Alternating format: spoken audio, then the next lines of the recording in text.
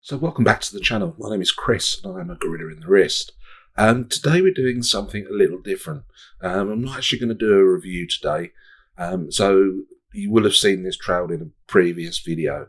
But about 3 or 4 weeks ago I purchased my first luxury watch, this one. And I probably don't feel ready to review it yet.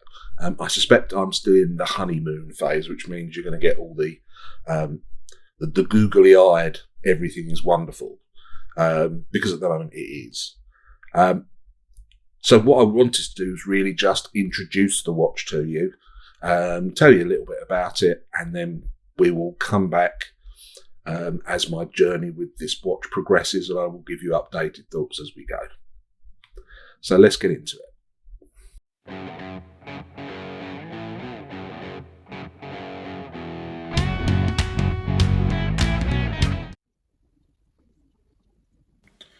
So we're going to run through the basic dimensions and specs for this watch. So we have a dial width of 49mm, a fairly compact lug to lug at 46.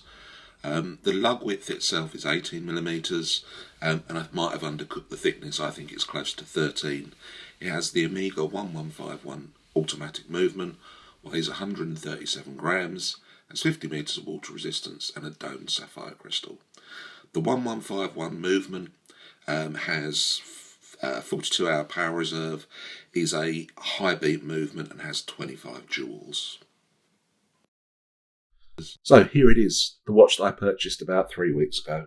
It's an Omega Speedmaster model reference 352380, affectionately known as the triple date for reasons that we get into in a minute. Let's just get into the dirty detail. So I bought this one through Chrono24 watch platform, from a Japanese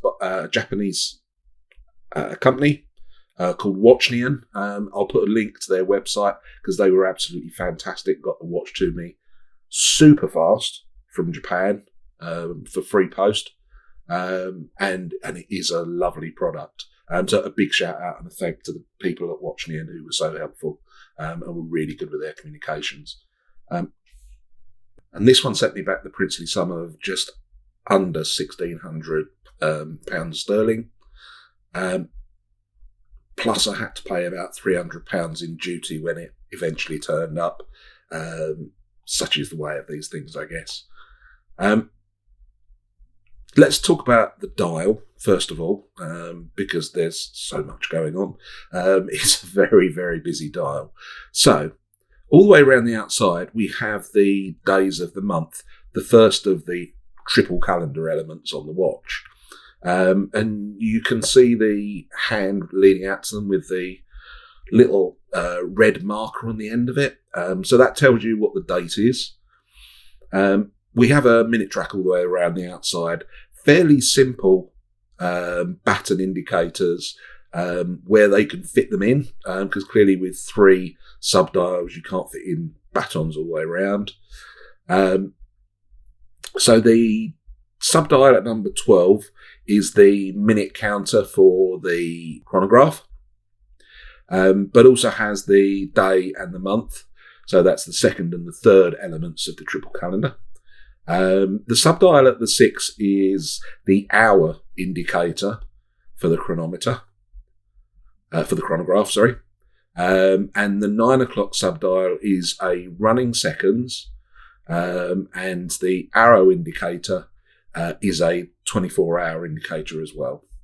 And we have fairly simple fence post hands, all high polish.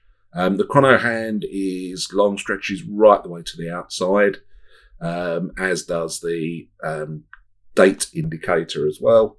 It is in this beautiful blue colour. I mean, properly beautifully blue. During the purchasing phase, I went backwards and forwards as to whether I wanted the black, the white, or the blue. The white ones are a bit cheaper. And the black ones and the blue ones are about the same sort of price. I really like the blue. I love the colour of this, and therefore I kind of stuck it out for one of these. I kept getting pips to the post when I was trying to buy them. So that's the dial itself. It has a high polished tachymeter bezel around the outside, and we have Omega Chronomaster automatic. So this is an automatic Omega movement. We have not a screw down crown, so it's only 50 meters of water resistance. We do have a really nice bit of domed sapphire crystal. That is really smart. Sorry, I said this was all going to be a review, didn't I? We have the chronograph start and stop on the right-hand side, and then the reset on the left-hand side. We have the crown, which is branded with the Omega sign. The finishing, as probably should be expected, is really, really good. A bit of a high-polished, really nicely defined chamfered edge, but nice brushing all the way around.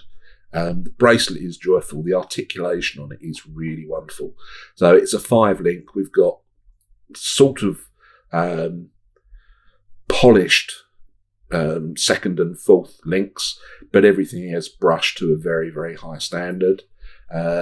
It does have not a butterfly clasp, but hang on, let me get it open.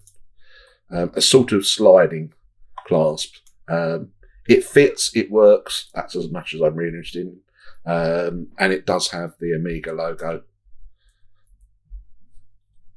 on the actual buckle element of it, but really nice. I'm probably not going to get across to you. This articulates so well and fits into the watch really well. The fit and finish is fantastic. And on the back, we do have the Speedmaster logo. Hang on.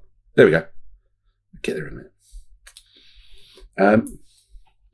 And that is the watch. Now, it fits my 8.5 inch wrist, which I was really, really happy about. And it did come with original box and original papers, and it comes with a carrying case as well. I was quite keen that I got the full package on this one. And it has been on my wrist every day since it arrived. That shouldn't really come as a surprise. I think my initial thoughts on it were I was really happy to be able to pick up an automatic movement at this price. So that was really great. And obviously having the papers to go with it. This is no spring chicken of a watch. So this one is 25 years old. But that's all right. I'm nearly 60 myself, so that's not necessarily a problem. If I'm this good looking at this point in my life cycle, I think that would be wonderful. So that's the watch. I'm going to do the sort of the loom shots, but I'm not going to do a conclusion yet because I can't reach a conclusion on it just yet. I just wanted to share this with you. It has put a smile on my face. I hope it puts a smile on yours. Let me know your thoughts. Always great to hear from you guys. And I look forward to coming back and doing a bit more of an update on my journey with this watch, probably in a couple of months' time. That's it. It's a gloriously sunny Saturday afternoon in the UK. Hope you're well wherever you are. Look forward to seeing you back next week. We have a review of this one. Have a fantastic weekend, everybody. Take care. Bye-bye.